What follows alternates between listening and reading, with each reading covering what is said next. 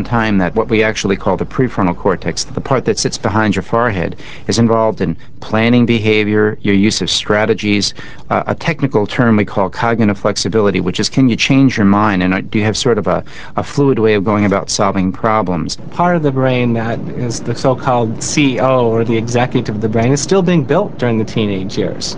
Teens are capable of enormous intellectual and artistic accomplishments, but that basic part of the brain that gives us strategies and organizing and perhaps warns us of potential consequences isn't fully on board yet.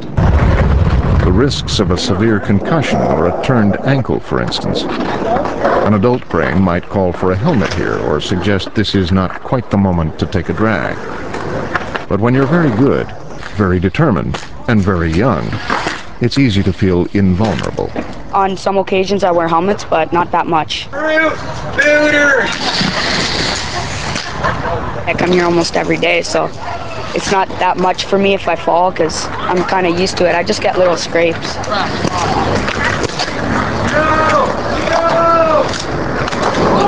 No, it's not that risky.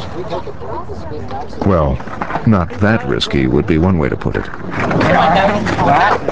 It's one of like the most common, either rolling or wrists.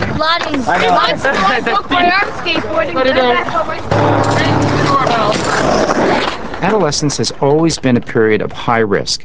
We know that teenagers engage in risky behavior, and they have always engaged in risky behavior. There's nothing new about that now. And because the child, the 13 or 14 or 15-year-old, still has an immature frontal cortex, they often do not make the most responsible, reasoned decisions.